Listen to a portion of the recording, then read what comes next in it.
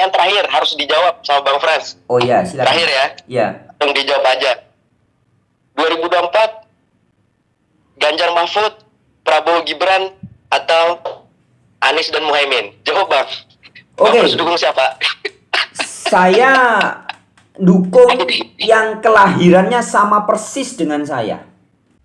Halo sobat-sobat semuanya, jumpa lagi di channel Warta Kabar Baik. Selamat pagi buat yang menyimak video ini di pagi hari. Selamat siang, sore, dan malam buat yang menyimak di siang, sore, atau malam hari. Sobat-sobat, video-video di channel Warta Kabar Baik ini hanya dikhususkan bagi jiwa-jiwa atau orang-orang yang berpikiran terbuka ya. Bagi yang tidak berpikiran terbuka, skip aja deh. Oke, terima kasih semuanya. Jangan lupa subscribe, like, komen, dan share ya. Halo sahabat-sahabat. Pada video kali ini saya mau mengucapkan selamat tahun baru 2024 ya. Sekaligus pada video kali ini saya mau say thank you ya. Terima kasih banyak buat sahabat-sahabat pemerhati channel Warta Kabar Baik wherever you are ya, dimanapun sahabat-sahabat berada, yang selama ini sudah setia menikmati, menyimak, juga ada memberikan komentar-komentar di dalam channel Warta Kabar Baik ya. Nah, jadi teman-teman, pada video kali ini saya sekali lagi mau berterima kasih ya buat para subscribers yang sudah mensubscribe dan juga membagikan video-video di channel Warta Kabar Baik ini ya. Ada satu hal yang sempat saya ada ekspektasi gitu ya, ada harapan sedikit. Awal bulan Desember kemarin, Desember 2023, subscribe-nya ada sekitar 68 ribu sekian begitu. Kemudian saya berharap mudah-mudahan sampai akhir tahun ini subscriber di channel Warta Kabar Baik ini bisa mencapai 70.000 subscriber gitu kira-kira ya. Jadi harapan, ekspektasi akhir Desember 2023 subscriber bisa mencapai 70.000 gitu. Tapi ternyata teman-teman, baru awal Desember kemarin sekitar tanggal 5 itu subscriber di channel Warta Kabar Baik bukan mencapai 70.000 seperti harapan saya, tapi justru semesta ya, tentunya atas jasa sahabat-sahabat semua pemerhati channel Warta Kabar Baik ini, subscriber sudah mencapai lebih dari 70.000 malah ya. Sekarang sudah sekitar 74.000 sekian. Nah ya, jadi harapan saya 70.000, tetapi kenyataannya lebih dari 70.000. Nah, maka dari itu saya patut mengucapkan terima kasih banyak buat siapapun sahabat-sahabat yang sudah mensubscribe dan juga membagikan channel Warta Kabar Baik ini. Jadi sahabat-sahabat, apapun komentar Anda, apapun perhatian yang sudah Anda berikan, itu sangat saya apresiasi ya. Oke, sebentar, ini saya ada telepon, ada WA.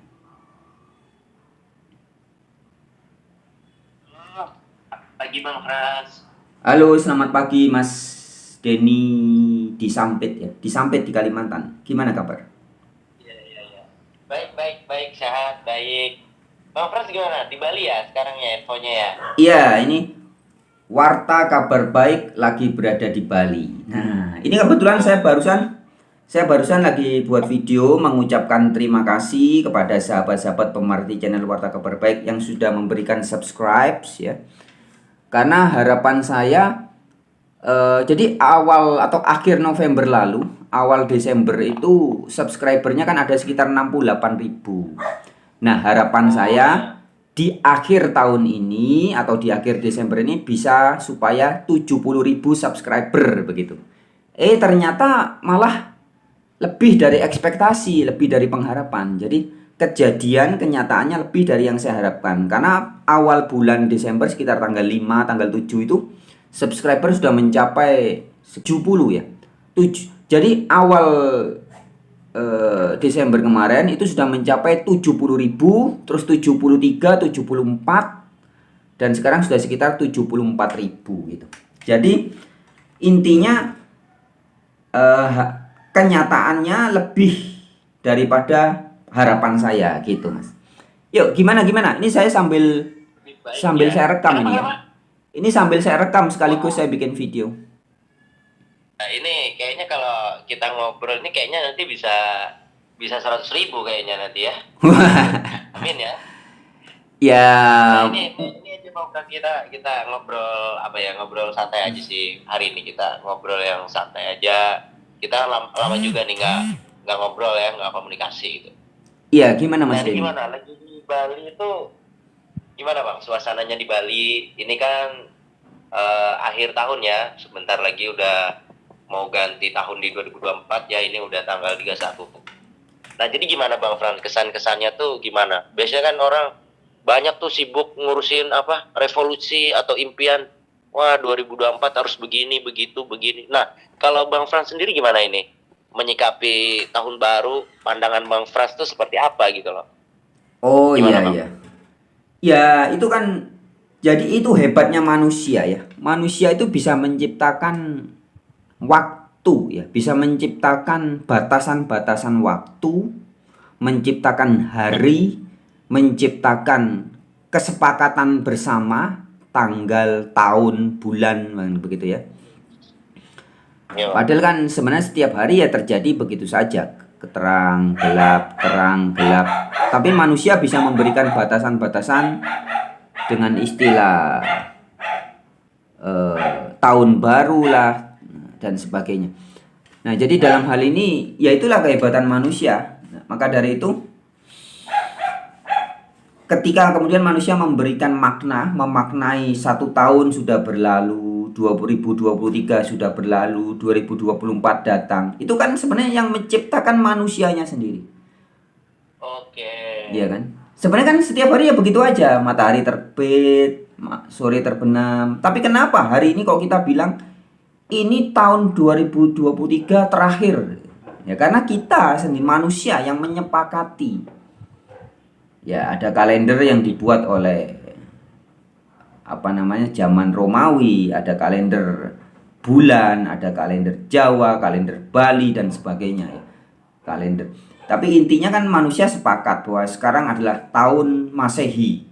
Tahun yang dibentuk atau yang dibuat diperhitungkan berdasarkan bumi mengelilingi matahari terhitung sejak kelahiran Al-Masih atau Maseh atau Kristus gitu. Maseh itu Kristus atau Al-Masih ya. Jadi tahun 2023 artinya 2023 kali bumi sudah mengelilingi matahari terhitung sejak kelahiran Isa Al-Masih kan begitu, atau Yesus Kristus. Maka disebutnya juga tahun Masehi atau Oh ya Bang ya, artinya ya Masehi itu kayak apa gitu. Nggak ada yang mungkin masih sedikit yang paham ya mungkin ya.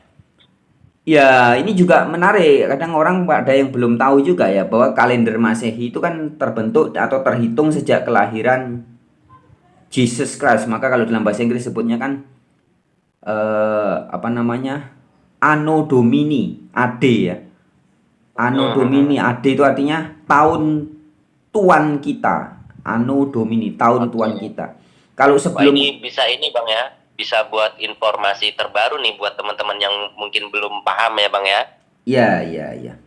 Kalau sebelum kelahiran Yesus atau tahun SM nulis sebelum Masehi kan BC ya, before Christ ya. Oke. Nah, tetapi kembali lagi tadi ke pertanyaannya Mas Denny kan tentang resolusi orang membuat momen. Ya ini bagus lah menurut saya dijadikan momentum ya. Bahwa ini tahun 2023, nanti tahun 2024 dengan harapan-harapan baru. Ya nggak apa-apa juga. Itu kan masing-masing orang bebas memaknai. Kalau saya mau memaknai bahwa setiap hari sebenarnya adalah hal yang baru, selalu baru tanpa terikat dengan tanggal, tanpa terikat dengan tahun. Tetapi setiap hari itu selalu ada yang baru. Kita ini hidup selalu baru terus. Tidak pernah ada yang sama. Tidak ada satu hari sama, nggak pernah ada, selalu baru. Sel-sel kita baru ya, situasinya baru, segalanya baru. Dalam kehidupan kenyataan kita ketemu setiap hari, ketemu orang-orang baru, mendapatkan pelajaran-pelajaran baru, hal-hal baru begitu.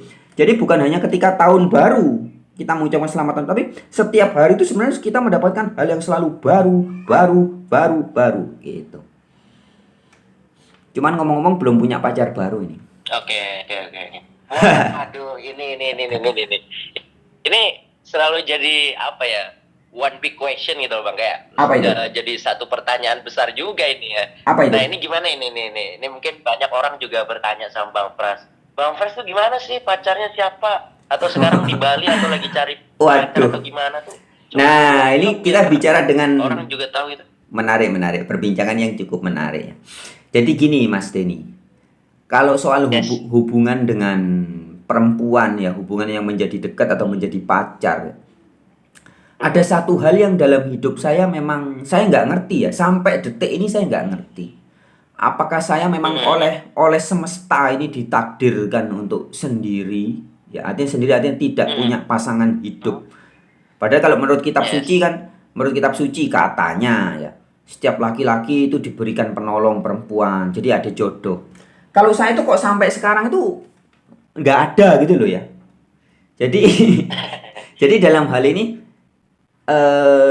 saya bisa dibilang sebagai orang yang kalau dalam hal percintaan ya, dalam hal percintaan dengan pasangan, saya selalu gagal ya sampai sekarang. Jadi artinya gini, kalau dulu misalkan saya suka dengan seseorang itu dari SMP itu ya, saya suka dengan seseorang, SMA, kuliah dan seterusnya, orangnya nggak suka sama saya. Begitupun sebaliknya, banyak dulu cewek-cewek yang suka banget sama saya katanya ya, tapi saya nggak suka, artinya biasa aja. Dan itu selalu terjadi begitu. Nah, jadi saya nggak ngerti, jadi nggak tahu ini maksudnya semesta ini bagaimana. Sampai saat ini saya belum tahu apakah saya akan dapat jodoh di Bali. Dan ada satu hal yang lucu nih Mas, saya cerita nggak apa-apa ya. Gimana?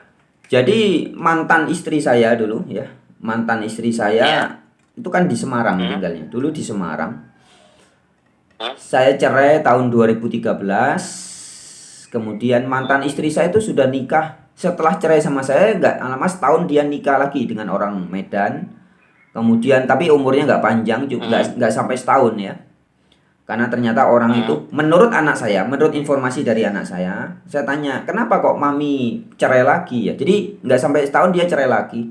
Katanya menurut anak saya, suaminya yang baru, suaminya mantan istri saya itu tiap hari morotin duit aja, minta duit terus gitu. Kata anak saya. Akhirnya dicerai kan, bisa. Tapi nggak lama lagi mantan istri saya itu dapat jodoh polisi. Jadi gini, ada polisi Australia, agen rahasia Australia begitu, kerja tugas di Semarang di Akpol dia, Akademi Kepolisian, tugas sekitar 2 tahun. Nah kemudian mereka bisa cocok dan akhirnya mereka menikah dan sekarang mereka berangkat ke sejak tahun 2019 akhir mereka pergi ke Australia pulang. Nah artinya gini, saya loh di Bali lama, dari 2013 di Bali sampai kemudian Covid tuh balik ke Jawa, sekarang ke Bali lagi. Kok bukan saya gitu loh yang dapat jodoh, bule atau gimana gitu. Kok malah mantan istri saya itu begitu cepatnya mendapat jodoh. Sedangkan saya itu sulit banget Mas. Saya juga nggak ngerti. Aneh kan? Padahal saya tuh kalau dibilang jelek ya nggak jelek-jelek banget gitu ya, dibilang apa buruk atau ya pokoknya saya nggak terlalu buruk lah. Saya merasa saya tuh bukan cowok yang jahat, saya bukan laki-laki yang masih cowok yang keren lah ya, boleh dikatakan gitu ya. Cuman selalu dalam tanda kutip gagal ya. Gagal tuh artinya gini Mas, jangankan Pak nikah ya, sampai pacaran aja loh belum pernah. Yes. Jadi kalau mungkin sudah pacaran 2-3 bulan, setahun terus broke atau apa putus kan wajar. Lah ini untuk sampai pacaran aja loh belum pernah. Jadi kan Apakah memang saya Oke. ditakdirkan untuk jomblo atau bagaimana? Tapi gini bang, yang menariknya tuh satu hal ya yang saya ambil pelajaran dari itu kayak kalau saya pribadi menilai tuh sebenarnya juga perjalanannya panjang sih ya, kita nggak bisa apa ya kayak terlalu berharap juga karena ya kayak Bang Pras tadi bilang gitu kan, mungkin itu cara alam semesta juga seperti itu, kita juga nggak tahu gitu. Tapi jujur kalau dari niatan hati ini gimana? Pengen juga atau gimana ya? Ya, kalau dalam kondisi pengen sih ada ya. Makanya saya pikir ini kan sangat manusiawi, sangat naluri. Saya cowok Yes, normal, ya. Artinya saya bilang, "Loh, saya ini laki-laki normal." Ketika saya melihat ada yes. laki-laki jalan dengan perempuan bisa saling mengisi ya, saling mengisi artinya saling mendukung gitu kan asik. Karena Iya, iya. saya pribadi saya merasa saya banyak kekurangan dalam arti eh, banyak hal yang tidak bisa saya lakukan sendiri begitu loh. Banyak hal yang tidak bisa saya lakukan. Jadi kadang saya perlu orang yang bisa menjadi dalam tanda kutip apa ya, ya saling mengisi lah. Nah, Oke. tetapi kenyataannya tidak seperti itu. Ya. Karena pemikiran saya begini, Mas, atau mungkin saya salah ya. Tapi sejauh ini yang terjadi adalah saya pikir kalau yang namanya jodoh itu pasti dikirim oleh semesta begitu loh. Pasti dikirim. Jadi tidak perlu saya harus nyari, harus berjuang, harus itu namanya bukan jodoh. Kalau saya harus nyari sampai susah-susah ke memperjuangkan cinta itu kan bukan jodoh. Kalau menurut persepsi saya itu jodoh itu pasti datang sendiri. Dia suka, saya suka, jadi selesai udah. Tetapi Kayak udah kayak ini sih, kayak ada yang ngalir, kayak ada yang ngirim iya, aja gitu ya. iya, harusnya begitu. Nah, jadi kalau tadi tanyanya keinginan ya pasti ada. Oke. Jadi saya menyadari betul ya, tertulis di kitab suci itu berdua lebih baik daripada sendiri ya.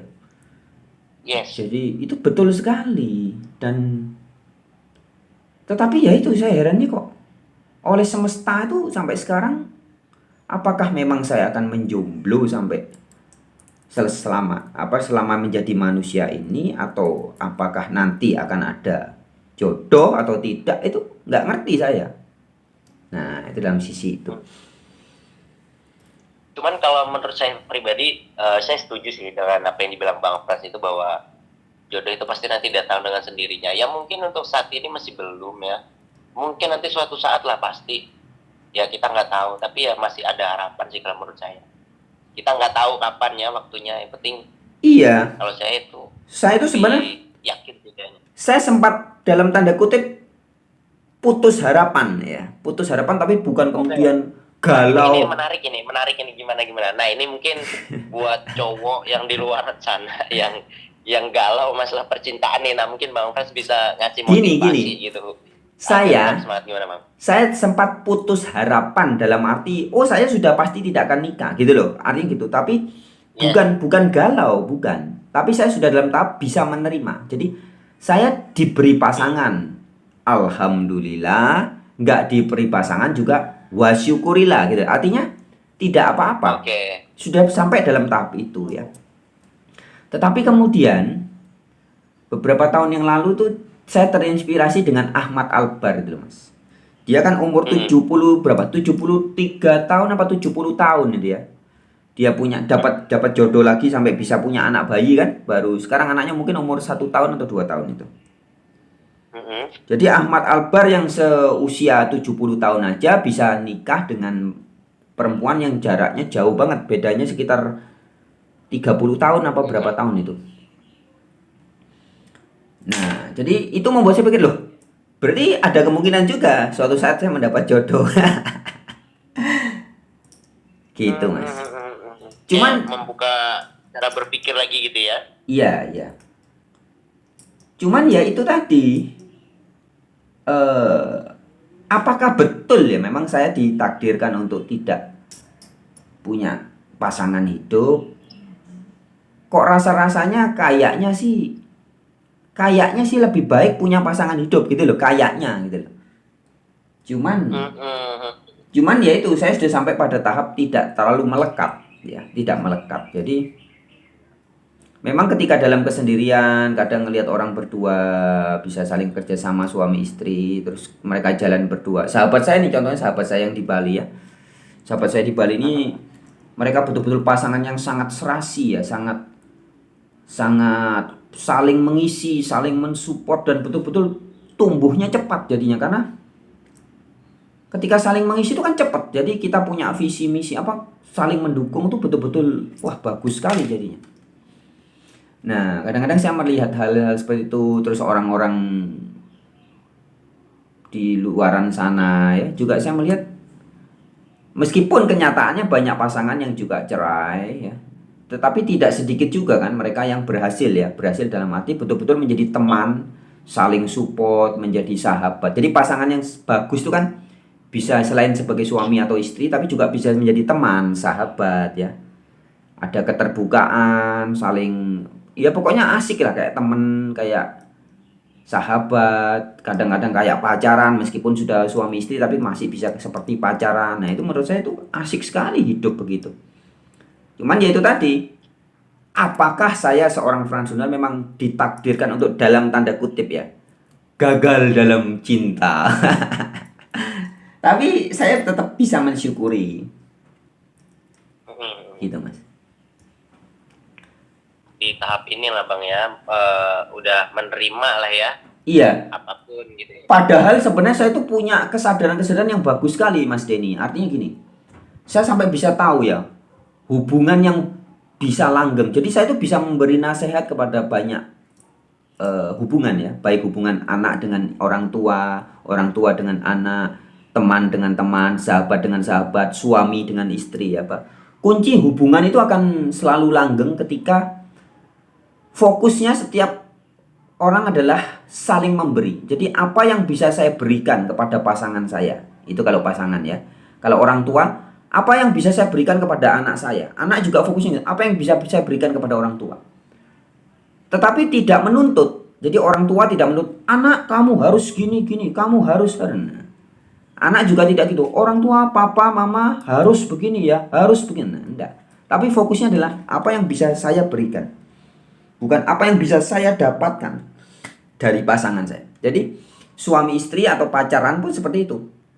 Pasti langgeng, pasti enak, pasti asik hubungan itu ketika fokusnya adalah kalau pasangan ya pacaran, apa yang bisa saya berikan kepada pacar saya ya. Nah, pacarnya juga mikir gitu, apa yang bisa saya berikan kepada pacar. Bukan nuntut, Beb, nanti kalau sudah jadi pacarku kamu harus gini ya, harus berubah, harus begini, harus begini, harus begini. Nanti kalau sudah nikah harus begini ya. Itu nggak bakal lama. Hubungan yang saling menuntut, apakah orang tua dengan anak, pacar dengan pacar, suami dengan istri, sahabat dengan sahabat, teman dengan teman. Kayak ini sekarang nih contohnya Mas Denny. Mas Denny sudah beberapa kali kita jadi kontak ya, kita kontak, kita berteman. Saya tidak pernah menuntut Mas Denny dan Mas Denny sejauh ini ya juga tidak pernah menuntut saya apa-apa. Jadi ngomongnya kan enak, mengalir aja. Ngalir aja. Ya, saling memberi. Saya bisa berikan apa, Mas Denny juga bisa berikan apa. Jadi kita saling menerima tanpa maksud, tanpa ada pikiran apa yang bisa saya dapat dari Denny ini ya. Apa yang harus Denny lakukan buat saya. Denny harus begini. Tidak ada kan. Nah, Mas Denny juga sepertinya begitu. Nah, jika hubungan pertemanan kita selalu seperti ini, jadi masing-masing fokus saja. Apa yang saya bisa berikan, Mas Denny kepengen tahu apa, perlu informasi apa, saya berikan aja. Mas Denny juga begitu terhadap saya, tidak menuntut, oh Mas Frani harus gini, harus memberikan ini ke saya, harus ini. Hubungan kita pasti akan langgeng dan menjadi persahabatan yang baik. Nah, begitupun hubungan ayah dengan anak, suami dengan istri, pacar dengan pacar, dan pasti langgeng. Nah, Mas Denny, saya tuh bisa tahu rahasia-rahasia ini. Tetapi sayangnya, kok saya sendiri sampai detik ini tidak diberikan pasangan itu. Itu saya heran. Kenapa oleh Tuhan atau semesta saya belum diizinkan atau memang tidak diizinkan? Ini saya tidak ngerti ini. Begitu Mas. Ada lagi yang mau ditanyakan? Oke, ini ya. Jadi saya bilang pola pikir Bang Fras juga luar biasa. Tapi kan kadang-kadang gini Bang. Mungkin buat tanda kutip saya bilang cowok-cowok yang lain itu kan banyak yang patah hati, yang bersedih gitu ya kan. Nah itu gimana ya, kok bisa mereka, kan nggak semua orang kan bisa kayak Bang Pras dalam arti kata menyadari bahwa dalam hal itu tuh artinya nggak seperti orang lain kan. Orang lain mungkin galau, pusing, sedih, bahkan ada yang putus harapan. Apa itu gimana pendapat Bang Pras pribadi? Jadi gini, kalau rasa sedih, rasa galau ya, itu sebenarnya saya juga mengalami. Ya kan, misalkan saya suka, kemudian ternyata dia biasa aja. Lah itu kan istilahnya patah hati. Cuman saya nggak larut, ya. Nggak larut tuh karena kita secara spiritual kita memiliki apa ya, kesadaran. Jadi kesadarannya bang, sebenarnya kan kita tuh tidak pernah betul-betul bisa memiliki sesuatu. Nah, sedangkan patah hati itu kan muncul ketika ada hasrat ingin memiliki, menguasai. Misalkan saya ingin memiliki perempuan itu, ingin menguasai supaya perempuan itu menjadi seperti kemauan saya, kan begitu. Ternyata enggak. Dia seneng cowok yang lain. Nah, otomatis saya patah hati. Itu satu sisi ya. Terus di satu sisi lain, kalau kita berpikir positif ya, saya kan selalu bisa mengubah apapun kejadian sehari-hari yang menurut orang-orang sebagai keburukan, kesialan, malapetaka, bencana. Itu kita ketika kita bersama dengan kesadaran Tuhan, kesadaran semesta, kita akan melihat bahwa semuanya itu ternyata selalu ada hikmah positif. Selalu ada hal positif dalam dibalik setiap peristiwa. Itu bedanya. Nah, jadi ketika Mas Denny, saya dan siapapun sahabat-sahabat ya, kita sedang bersama-sama dengan Sang Maha Baik. Ya, kita bersama-sama Sang Maha Baik, maka cara pandang kita terhadap kejadian apapun itu selalu ada sisi baiknya. Bisa dipahami, Mas ya? Oh iya. Nangkep ya. Nah, termasuk ketika patah hati. Nah, patah hati itu baiknya di mana? Contohnya, kalau orang nggak paham, ya stres aja, galau begitu. Tapi kalau orang paham, patah hati itu adalah bahasa semesta atau tanda atau rambu-rambu dari Tuhan atau dari semesta bahwa kita atau orang yang patah hati itu sedang mencintai orang yang salah. Kira-kira begitu. Paham ya? Ya, paham. Ya. Jadi kalau saya mencintai si A misalkan, kemudian si A ternyata mencintai orang lain, kemudian saya patah hati. Nah, sebenarnya patah hati itu alarm dari semesta, karena rasanya kan nggak enak. Patah hati itu kan rasanya nggak enak. Nah, rasa nggak enak ini mesti tanda, Mas. Jadi tubuh kita ini kan bait Allah, tubuh kita ini kan rumah Allah. Bahwa Allah atau Tuhan yang lebih dekat dari urat leher itu setiap hari selalu memberikan firman atau informasi kepada kita dengan bahasa rasa. Misalkan ketika kita mau iri dengan tetangga atau iri dengan teman, itu kan rasanya nggak enak. Nah, rasa iri itu, rasa nggak enak itu sudah alarm berarti ini nggak benar. Nah, kalau Mas Denny lapar, itu alarm dari semesta atau alarm dari Tuhan atau bahasa roh, bahasa firman Tuhan bahwa Mas Denny harus makan. Kalau ada rasa haus, itu bahasa roh, bahasa rasa, firman Tuhan dari yang lebih dekat dari urat lehernya Mas Denny bahwa Mas Denny harus minum, kan begitu. Nah, kalau patah hati, rasa patah hati, ini artinya apa? Itu yang harus kita bisa menerjemahkan. Jadi Tuhan yang lebih dekat dari urat leher kita, yang berserta kita dimanapun kita berada, itu kata Al-Quran ya. Yang kata Bible atau kata Alkitab, kita bergerak di dalam Allah, kita ada di dalam Allah, kita hidup di dalam Allah. Itu setiap hari selalu berfirman kepada kita, Mas, dengan bahasa rasa. Kalau ada rasa ndak enak ini kan macam-macam. Termasuk salah satunya itu tadi, patah hati. Ini berarti ada sesuatu yang disampaikan oleh Tuhan di dalam diri kita. Alarm ini berarti. Kalau dibahasakan nggak cocok, kira-kira gitu alarmnya bunyinya gitu ya. Jadi patah hati adalah bahasa semesta untuk menyelamatkan kita dari orang yang salah. Kira-kira gitu. Oke, kalau kita ini ya, kita maknai gitu ya. Iya, kalau kita maknai secara positif. Tapi kalau negatif kan wow, stres, orang patah hati, galau aja. Akhirnya larinya stres, mabuk, narkoba, atau apapun ya, larinya nggak karu-karuan. Bahkan ada orang yang sampai bunuh diri. Nah, tapi dengan kesadaran rasanya beda. Sama-sama patah hati, tetapi memaknainya berbeda. Patah hati ini sebagai penyelamatan. Oh, saya diselamatkan dari pasangan yang salah atau dari orang yang bukan jodoh saya. Itu kira-kira gitu. Karena kalau dari Harusnya kita Tuhan, bisa gitu ya, harusnya ya. kalau dari Tuhan atau dari semesta, pasti rasanya enak. Ketemu pertama enak, nyambung enak, namanya jodoh itu gitu, harus enak. Harus nyambung, harus saling mengisi, damai, bahagia, kan begitu. Tapi kalau sudah dari awal sudah hubungannya terjadi patah hati, terjadi saling menuntut, harus gini, itu sudah pasti bukan jodoh. Kalau pemahaman saya begitu. Wah, berarti ini ya, berarti saat ini apa namanya? Tergantung pemaknaannya Bang ya, kalau saya bilang. Iya, jadi semua kejadian sehari-hari dalam hidup kita, apapun, termasuk sekarang ini, tiba-tiba Mas Denny nelpon saya. Nah, ini apa? Kemudian ada pertanyaan-pertanyaan juga. Ini kan bahasa semesta. Baik saya maupun Mas Denny kan diliputi oleh Allah. Allah maha meliputi segala sesuatu. Hari ini, saat ini, detik ini, saat kita ngobrol nih, Mas Denny diliputi oleh Allah. Saya juga diliputi oleh Allah.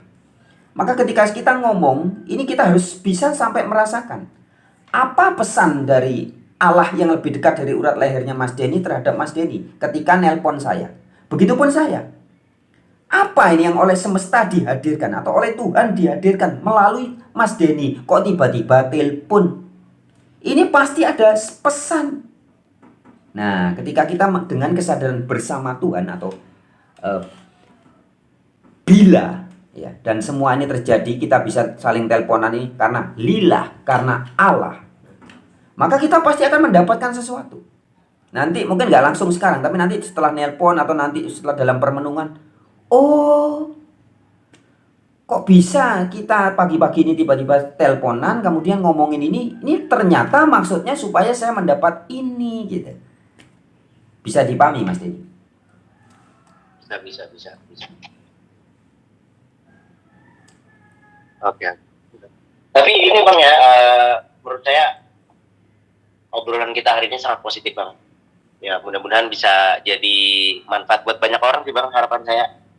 Dan saya ucapkan juga selamat ini Bang, selamat tahun baru. Mudah-mudahan Bang Frans selalu berbahagia, ya kan? Iya. Yang pastinya sehat terus, rezekinya lancar, dan mudah-mudahan juga dapat pasangan baru juga ya, itu yang paling menarik gitu ya. Nah, thank you Bang Frans ya udah mau ngobrol sama saya ya. Iya. Makasih banyak, udah banyak ini masukan-masukan yang diberikan juga gitu. Ini kita juga ngobrol udah lumayan panjang ya di 2024, mudah-mudahan kita jauh lebih baik Bang, itu aja. Itu sih Bang kalau menurut saya ya. Iya. Nah, ini gimana Bang 2024 ini komentarnya terhadap ini Bang, ini kan lagi panasnya ini apa? Pilpres gimana Pilpres? Pilpres, ya. Sebentar. Ya gimana Pilpres gimana? Ini kan komentar Bang Frans gimana? Atau Bang Frans itu pendukungnya siapa gitu? Oke. Pilpres Bang. Bentar. Oke. Seorang Bang Frans Donald, gimana komentarnya terhadap Iya. Pilpres 2024? Jadi gini. Siapa? Ya. Saya itu suka dengan salah satu karakternya Joko Widodo ketika dia merangkul bekas rivalnya atau bekas pesaingnya ketika Pilpres, yaitu Prabowo Subianto.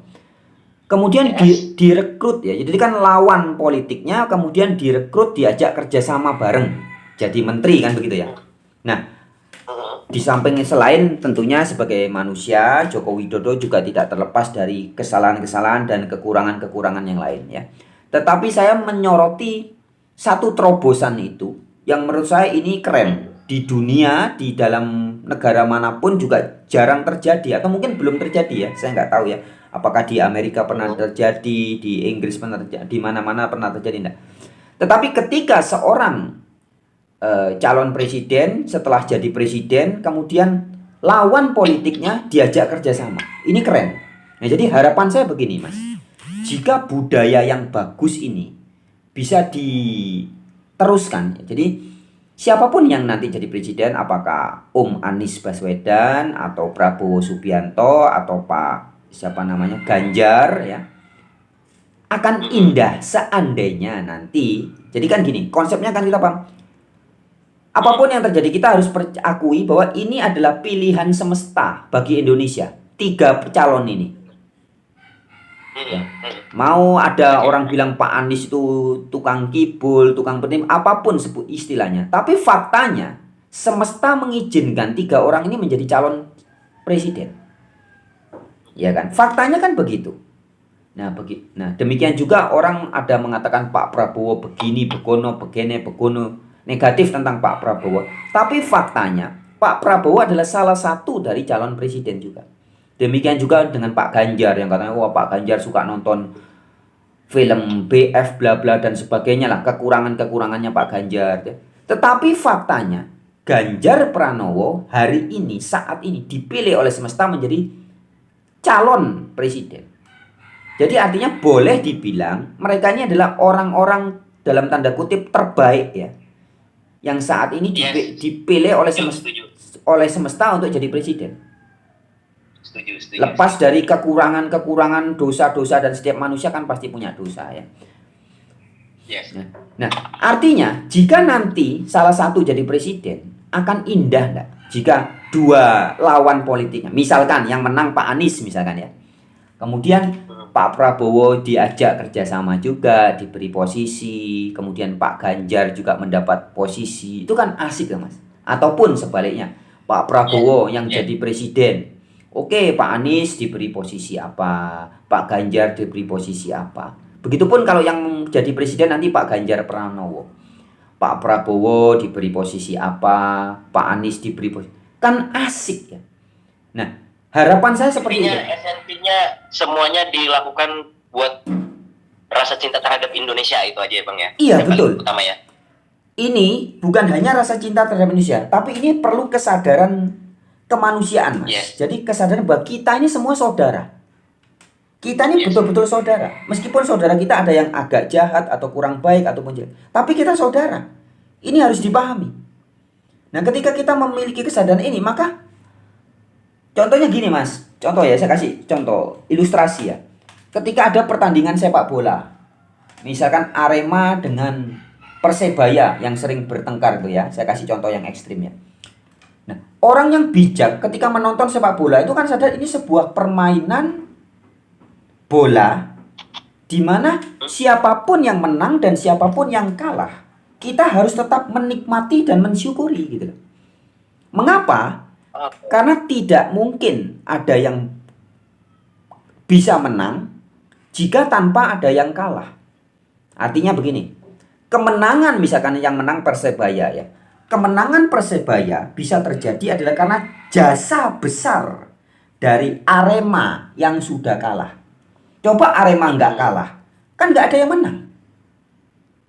Yes, Ya. setuju. Begitupun sebaliknya, jika Arema menang, dalam tanda kutip harusnya kesadaran orang-orang Arema itu, Arek Malang, Singoedan itu mengatakan, terima kasih ya Persebaya, kalian sudah bermain begitu baik dan bersedia dalam tanda kutip kalah sehingga kami bisa menang. Nah, jadi kita itu berterima kasih kepada gelap. Karena gelap, maka terang menjadi ada. Sebaliknya juga kita. Yes. Kita berterima kasih kepada terang. Ya, karena terang, maka sesuatu bisa disebut gelap. Kita berterima kasih kepada salah. Karena kesalahan-kesalahan, maka kebenaran bisa muncul. Nah, jadi tidak anti. Tidak anti benci dengan kesalahan, benci dengan keburukan, enggak. Tapi bisa menerima. Karena adanya keburukan, kejahatan, kesalahan, justru sesuatu bisa disebut sebagai kebenaran. Nah, begitupun sebaliknya. Okay.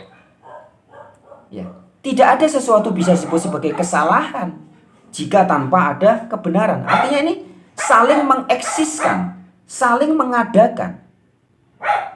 Nah, itu ilustrasinya seperti itu. Nah, demikian juga kembali ke soal pilpres tadi. Jadi jika nanti yang menang misalkan Pak Ganjar, jelas Pak Ganjar harus sangat berterima kasih dengan Prabowo Subianto dan Anies Baswedan. Yes, setuju. Bisa dipahami Mas ya? Nah, Bisa tapi banget.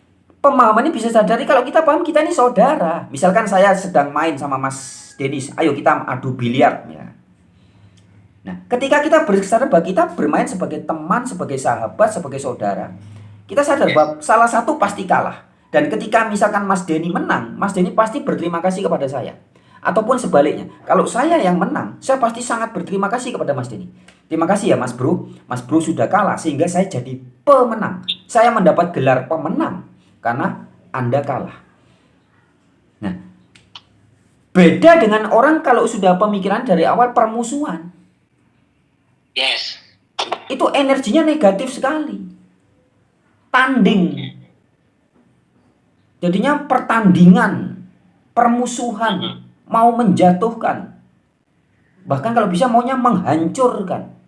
Nah, jadi kalau sampai ada teman-teman yang sahabat-sahabat yang hari ini panas dengan suasana Pilpres, kelompok Prabowo ingin menghancurkan kelompok Ganjar ingin menghancurkan kelompok Prabowo dan Anies. Nah, ini sangat sayang sekali. Kelompoknya Anies Baswedan ingin menghancurkan kelompoknya Prabowo dan Ganjar. Kan itu mereka hanya orang-orang yang tidak sadar atau belum sadar bahwa kita ini satu nusa, satu bangsa, satu negara, ya, sama-sama NKRI, sama-sama keluarga besar Negara Kesatuan Republik Indonesia. Nggak sadar. Jadi ibaratnya ada tangan kanan saya sama tangan kiri. Kemudian saya mengusulkan tangan kanan bermusuhan dengan tangan kiri. Diadu. Yes. Loh, padahal ini kan bagian dari tubuh saya juga. Ketika saya merasa mata saya lebih penting dari kaki. Iya, tapi bukan berarti mata harus bermusuhan dengan kaki, kan bukan. Setuju. Nah, harapan saya ke depannya putra-putri Indonesia, sahabat-sahabat di seluruh Indonesia bisa memiliki cara pandang yang seperti itu. Amin. Jadi asik. Nah, yang saat ini mungkin sudah mirip dengan pemahaman saya itu dari kubunya Mas Gibran ya. Gibran sepertinya begitu. Maka dia bilang berpolitik yang santuy ya, politik yang santai, riang gembira. Riang gembira itu artinya kayak kita main bola sama teman di sekolah teman. Ayo, siapapun yang menang kita tetap happy gitu loh. Siapapun yang kalah tetap gembira. Harusnya kan begitu. Apalagi kalau disebut pesta demokrasi. Loh, pesta itu kan harus happy. Di pesta kan kadang ada permainan-permainan, ada yang kalah ya tetap ketawa-ketawa, ada yang menang. Loh, kalau menang yang menang juga saudara kita. Jadi kalau kita sadar bahwa kita semua saudara, siapapun yang menang, kita ikut gembira. Karena dia juga saudara kita. Saya yang menang, saya juga gembira. Gitu loh. Setuju. Ini akan asik kalau hidup dijalani dengan vibrasi, frekuensi riang gembira itu rasanya seperti itu. Jadi siapapun nanti yang menang, ya asik-asik aja, kita nikmati bareng-bareng gitu loh. Oke, setuju. Kira-kira gitu Mas. Ya mudah-mudahan saya berharap juga di Pilpres 2024 mudah-mudahan berjalan dengan baik. Siapapun nanti presidennya, kita tetap Indonesia, tetap bersatu, kita tetap damai. Itu aja harapan saya sih Bang. Dan semoga obrolan kita ini menjadi manfaat juga ya. Iya betul. Nah, mudah-mudahan kita juga ke depannya bisa ngobrol panjang lagi. Ini thank you banget waktunya Bang Pras ya. Nah, jangan lupa jadi teman-teman Warta Kabar Baik juga support terus nih channel Warta Kabar Baik. Ini selalu memberikan informasi yang positif ya Bang ya. Iya. Semoga di tahun 2024 nanti channelnya makin berkembang lagi. Jadi buat teman-teman subscriber dari Warta Kabar Baik, pendengar setia, kalau suka dengan konten-konten Bang Pras, tolong videonya di like, di komen, di share ke teman-teman, ke keluarga, supaya informasi yang positif ini bisa memberikan manfaat buat banyak orang ya. Mudah-mudahan channelnya makin berkembang, makin maju lagi Bang, harapan saya di tahun 2024. Dan mudah-mudahan nanti kalau kita channelnya udah maju, ya nanti kita bisalah giveaway atau apa gitu kan buat subscriber gitu. Kita kasih penghargaan buat mereka, apa nanti kita bikin seperti itu kita. Yang pastinya support terus Bang ya. Iya. Support terus dari Bang Pras. Semoga ini ya channel Warta Kabar Baik semakin sukses, itu aja menurut saya Bang. Thank you banget Bang Pras ya waktunya ya. Saya juga terima kasih banyak ya Mas Denny, ini sangat mendukung, energinya positif banget. Jadi Mas Denny setiap dari awal dulu kita kenal selalu memberikan vibrasi-vibrasi yang positif, mendukung, bahkan ikut mempromosikan channel Warta Kabar Baik ya. Jadi saya terima kasih banget ya. Juga buat teman-teman sahabat-sahabat yang lain yang juga mempromosikan tanpa sepengetahuan saya, membagikan channel Warta Kabar Baik kepada banyak orang. Saya ucapkan terima kasih banyak ya. Channel ini bisa sampai sekarang seperti ini karena adalah jasa dari sahabat-sahabat semua. Oke Mas Denny, Oke. cukup sekian. Terima kasih. Ya, terima kasih banyak waktunya. Semoga kita bisa ngobrol lagi di lain waktu. Bang, pertanyaan terakhir harus dijawab sama Bang Frans. Oh iya, silakan. Terakhir ya. Ya. Yang dijawab aja. 2024 Ganjar Mahfud, Prabowo Gibran, atau Anies dan Muhaimin? Jawab Bang. Oke. Bang harus dukung siapa? Saya dukung yang kelahirannya sama persis dengan saya. Nggak tahu, ini tidak ada pertimbangan lain ya. Tidak ada pertimbangan lain, cuman saya dalam meditasi saya sungguhan ini Mas. Saya ini bukan guyon ya. Dalam meditasi saya, tiba-tiba suara semesta itu memberitahu saya, dukunglah yang hari kelahirannya bukan tanggal, hari kelahirannya sama dengan saya. Yaitu dalam budaya Jawa itu ada weton ya, ada hitungan pasaran weton itu Rabu Pon. Ya. Yes. Joko Widodo lahirnya Rabu Pon. Prabowo Subianto lahirnya juga Rabu Pon. Dan saya Frans Donal lahirnya juga Rabu Pon. Nah, jadi saya mendukung Prabowo Subianto dengan Gibran. Dan kebetulan uniknya Prabowo Subianto ini kan program-programnya melanjutkan program Jokowi. Ya, betul-betul komitmen mau melanjutkan program Jokowi. Yang entah apa ya, yang saya tidak ngerti, saya belum tanya lagi kepada semesta. Tapi Joko Widodo itu tadi, dia kelahirannya hari Rabu Pon, Prabowo Subianto Rabu Pon, dan saya Frans Donal juga Rabu Pon. Sehingga saya disuruh mendukung yang hari kelahirannya sama dengan saya. Itu aja pertimbangan. Ya ada kalau soal baik buruk saya soal baik tahu ya, buat sahabat Warta Kabar Baik, Bang Frans dukung Prabowo Gibran ya. Iya betul. Luar biasa. Ya, tapi apapun, Oh iya, nanti Mas. yang lain dukungnya ini juga nggak masalah ya Bang ya. Satu Sesuai lagi. pilihan, tapi intinya kita tetap Indonesia, tetap bersatu. Itu Bang Frans, thank you banget. Oke. Makasih banyak. Iya. Semoga sehat selalu. Thank you Bang. Iya, terima kasih. Rahayu.